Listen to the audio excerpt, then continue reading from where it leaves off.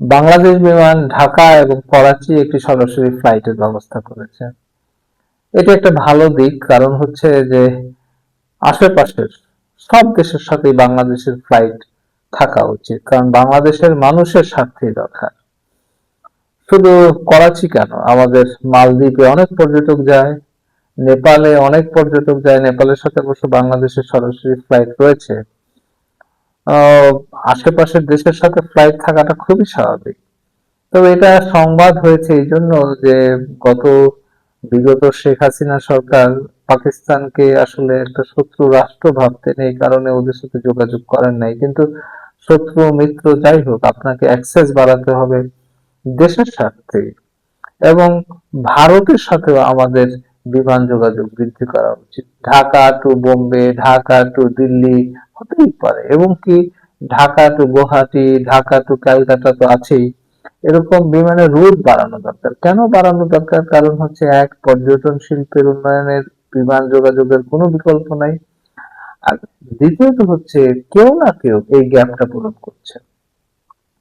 আপনি যদি আপনার বিমান সংখ্যা না বাড়ান বা বিমানের রুট না বাড়ান, অন্য কেউ সেই ব্যবসাটা আমাদের বাংলাদেশিদের পয়সা দিয়ে করে যাচ্ছে।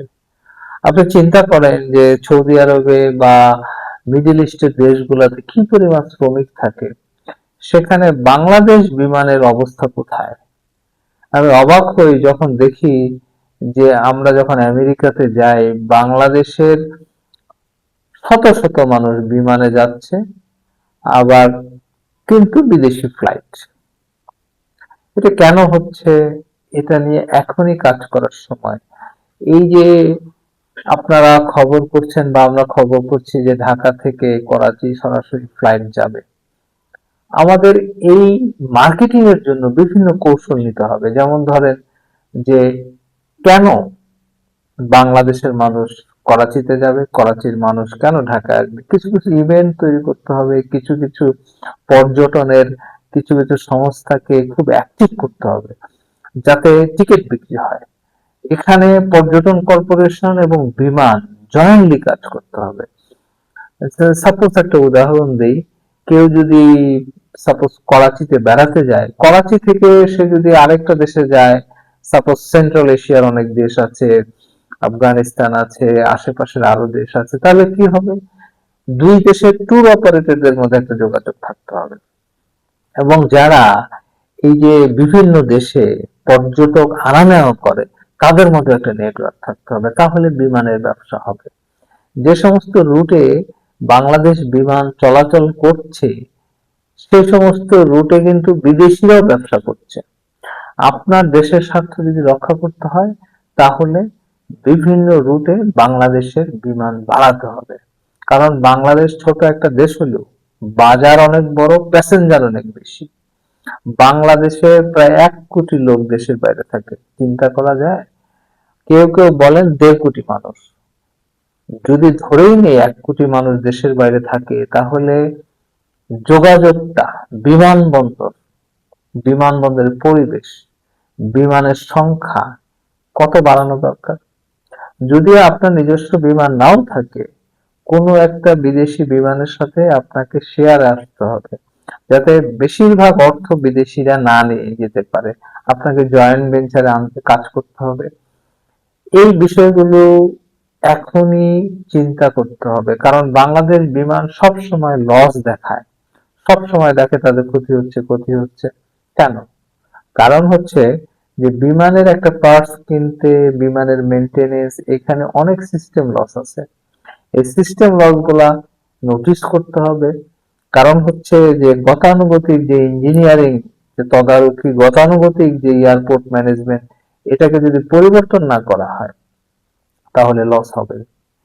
আরেকটা বিষয় হচ্ছে যে বিদেশে, দেশের বাইরে কিছু কিছু এয়ারপোর্ট কিন্তু বেসরকারি ভাবে ব্যবস্থাপনায় চলে, বেসরকারি ব্যবস্থাপনায় চলে।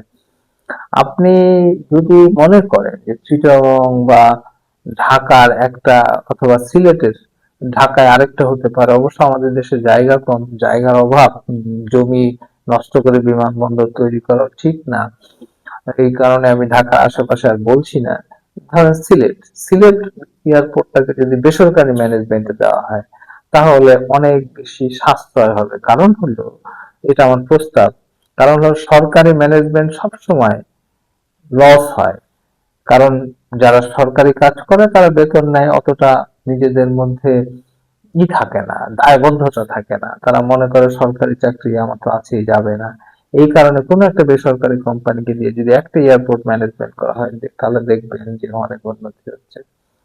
আর সরকারি যে বিমান, এই বিমানের মধ্যে লস, অর্থাৎ এই যে ভর্তুকি দেওয়া, এই যে বিমানের ব্যবস্থাপনায় আরো স্বচ্ছতা, আরো নিষ্ঠা নিয়ে আসার ক্ষেত্রে, আরো সুন্দর একটা ব্যবস্থাপনা নিয়ে আসার ক্ষেত্রে কোনো কোনো বেসরকারি সংস্থার সাথে জয়েন্টলি কাজ করতে হবে। কারণ হচ্ছে যে বেসরকারি সংস্থা যদি মাঝখানে ম্যানেজমেন্টের কিছু পার্ট নেয়, তাহলে এই যে সরকারি লোকজন যে দুর্নীতি করে, এটা রোধ করা সম্ভব। আর দুর্নীতি রোধে দুর্নীতি কমিশনকে দরকার হলে বিমানের আশেপাশে কিছু ছদ্মবেশে লোক রাখতে হবে, বিমানের ভিতরে কিছু গোয়েন্দা ধরনের কর্মকর্তা রাখতে হবে, যারা যে কোনো দুর্নীতি ফ্যাক্ট চেক করতে পারে, যে কোনো দুর্নীতি প্রতিরোধে কাজ করতে পারে। দেশের বাইরে থেকে বিমান ক্রয়ের ক্ষেত্রে দুর্নীতি হয়, বিমানের যন্ত্রাংশ ক্রয়ের ক্ষেত্রে দুর্নীতি হয়, বিমানের কর্মচারীদের অব্যবস্থাপনা এবং মিথ্যাচার, অর্থাৎ দেখা গেল যে একটা ছোট জিনিস নষ্ট হয়েছে, বললো যে অনেক বড় কিছু। এটা ইঞ্জিনিয়ারিং সেকশনের একটা বড় ধরনের সেখানে দুর্নীতি রোধের ব্যবস্থা করতে হবে। এয়ারপোর্টে বিমান থাকলে যে বেসরকারি বিমান কর্তৃপক্ষকে, অর্থাৎ যে টাকা দিতে হয়, সেগুলা খেয়াল করতে হবে। এক কথায় বাংলাদেশের মানুষের কাছে বিমান যোগাযোগ একটা গুরুত্বপূর্ণ বিষয়। ঢাকা টু করাচি আপনি রুট করেছেন, কিন্তু আমি নিশ্চিত যে ঢাকা টু করাচি খুব বেশি যাত্রী যে পাওয়া যাবে তা না। কারণ হচ্ছে যে বাংলাদেশের মানুষ যে পাকিস্তানে কাজ করতে যায় এমন না, কিন্তু দুই দেশের মধ্যে ব্যবসা বাণিজ্য রয়েছে। পর্যটনের ক্ষেত্র যদি বাড়ানো যায়, মানুষ থাইল্যান্ডে যায়, মানুষ বিভিন্ন জায়গায় যায়, পাকিস্তানের যে কাশ্মীর অঞ্চল রয়েছে, পাকিস্তানের বিভিন্ন, সেখানে যদি বাংলাদেশিরা যায়, ওরা যদি বাংলাদেশে আসে, আরেকটা বিষয় যে যৌথ উদ্যোগে যদি বিভিন্ন কাজ করা যায়, সেমিনার, সিম্পোজিয়াম ইত্যাদি যদি জয়েন্ট ভেঞ্চারে হয়, তখন দেখবেন ওই দেশের লোক এই দেশে আসতেছে, এই দেশের লোক এই দেশে আসতেছে। কথাগুলো বলার উদ্দেশ্য এটাই যে বিমান ব্যবসার সাথে সাথে আরো কিছু বিষয় যোগ করতে হবে। ওই দেশের মানুষ কেন বাংলাদেশে আসবে, বাংলাদেশের মানুষ কেন ওই দেশে যাবে, এই কারণে কিছু কর্মকাণ্ড বাড়াতে হবে। দুই দেশের মধ্যে অর্থনৈতিক কর্মকাণ্ড, জনগণ এবং জনগণের মধ্যে লিয়াজ যোগাযোগ যখন আপনি বাড়াতে পারবেন, তখনই আপনার বিমান ব্যবসাটাও ভালো হবে। আমি বলতে চাচ্ছি যে বিমান যোগাযোগ ব্যবসার সাথে দুই দেশের অর্থনৈতিক যে লিয়াজ, দুই দেশের যে অর্থনৈতিক কর্মকাণ্ড, এটা জড়িত রয়েছে। এই কারণে আপনার পর্যটন শিল্পকে খুব দ্রুত একটা অবস্থানে নিয়ে যাওয়া উচিত।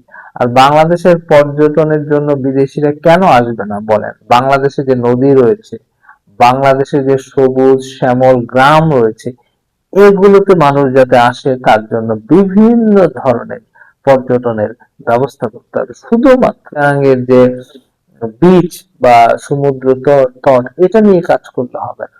এই একটা বিষয় নিয়ে আমরা রয়েছে, বাংলাদেশের পর্যটনকে বিভিন্ন ভাবে তুলে ধরতে হবে এবং সেই ফ্যাসিলিটি দিতে হবে। সবচেয়ে বড় কথা হচ্ছে এই যে নদীমাতৃক বাংলাদেশ, একে কেন্দ্র করে পর্যটন যদি না করা হয়, তাহলে আমরা অনেক কিছু মিস করছি। কারণ নদীকে ব্যবহার করে যদি পর্যটন শিল্প উন্নয়ন করা হয়, আমার বিশ্বাস প্রচুর বিদেশি বাংলাদেশে আসবে। এবং বাংলাদেশ বিমান এবং বাংলাদেশে আরো যারা বেসরকারি বিমান অপারেটর রয়েছে, তারা ভালো ব্যবসা করতে হবে। আমরা স্বাগত জানাই বাংলাদেশ এবং করাচির এই যে ডাইরেক্ট ফ্লাইটটি করা হচ্ছে।